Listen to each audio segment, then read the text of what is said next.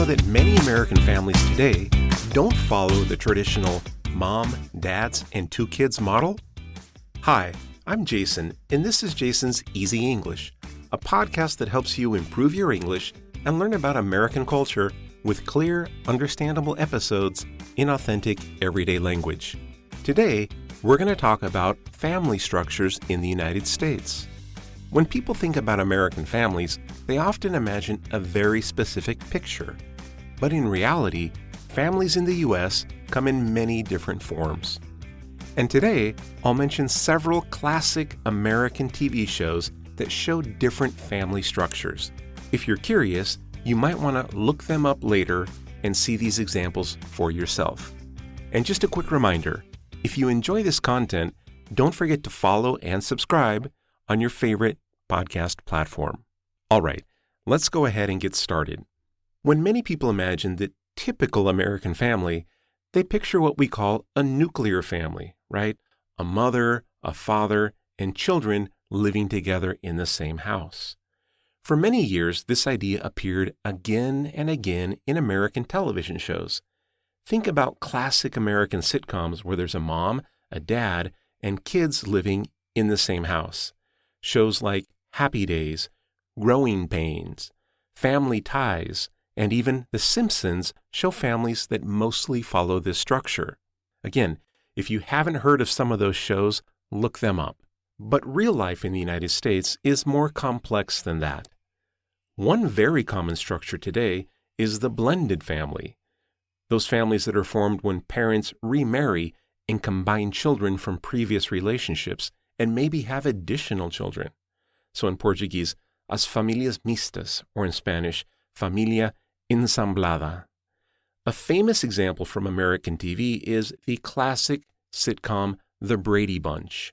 In that show, a man with 3 sons marries a woman with 3 daughters, and suddenly 6 kids are living in one house. Of course, families like this happen when adults divorce and later remarry. When that happens, children may have step-siblings, right? And so the brother and sister that came to me because my mother or my father remarried and that person had kids are my step-siblings, my step-brothers or my step-sisters. And sometimes a remarried couple will also have additional children. Those become your half-siblings, los medios hermanos o medios hermanos. Now, one interesting cultural detail is that Americans actually often use these words very often. Instead of simply saying, my brother or my sister, they will differentiate and say, he's my stepbrother, she's my stepsister, or my younger siblings are my half-siblings, my half-brother, my half-sister, to explain the relationships. So this terminology is very common.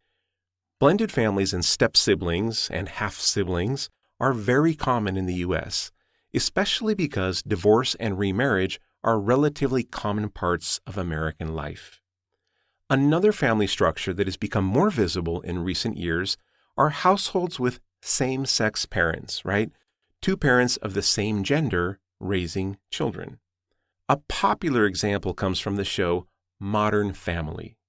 In that show, the characters Mitchell and Cameron are a married couple raising 2 adopted children. Their family looks different from the traditional nuclear family, but their daily life, taking care of the kids, dealing with school, and supporting each other is very similar to many other families. You may also hear about foster families. These are families that temporarily care for children who cannot live with their biological parents. In Portuguese, they're called familias de acolhimento. In Spanish, familias de acogida. These families provide a safe home for children while social services decide what is best for the child's long-term future. Another interesting structure in the United States is the multigenerational household. Obviously, a household where multiple generations live together, such as grandparents, parents, and children. In some families, grandparents help with daily childcare. They may take the children to school or pick them up from school. In other situations, grandparents move in because they need help as they get older, and their adult children can help take care of them. So multi-generational living can work in both directions, grandparents helping raise children or adult children helping care for aging parents. Some TV shows show these kinds of relationships between generations. For example, Gilmore Girls often focuses on family relationships between mothers and grandparents. Another example is Blue Bloods, where several generations of the same family stay very connected and regularly spend time together. Of course, in many Latin American cultures, multi-generational living has been common for a long time. In the United States, the nuclear family used to be more common historically, but today, family structures are becoming more diverse again. So when we talk about the quote-unquote American family, there really isn't just one model anymore.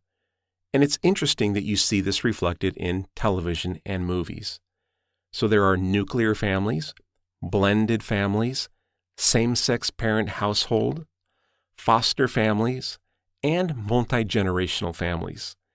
Each one looks a little different, but they all share the same basic idea: people supporting and caring for each other. And honestly, that's what family is really about.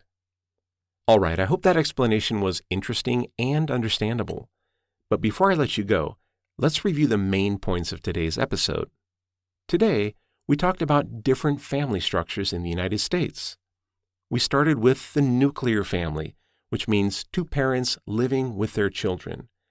This is the traditional image that many people saw for years on American TV shows going back to the 1950s. Then we talked about blended families, where parents remarry and combine children from previous relationships. That's where we have stepbrothers and stepsisters, or if they have additional children, half-brothers and half-sisters. And we also saw that in American English, people often use these specific terms, stepbrother, half-sister, instead of simply saying, he's my brother, she's my sister. We also discussed families with same-sex parents, like Mitchell and Cameron from Modern Family, who raised two adopted children. Next, we mentioned foster families, those families that temporarily care for children who need a safe place to live. And finally, we talked about multi-generational households, where grandparents, parents, and children live together or help take care of one another. Sometimes grandparents help raise children, and other times adult children care for older parents. These examples show that American families today are very diverse, and there's no single correct or typical structure. Well, that's all I have for today's episode. I hope you were able to understand most of it and learn something new about American culture. Be sure to follow or subscribe to my podcast, and please share Jason's Easy English with your friends. Thanks again for listening, and I'll see you at the next episode.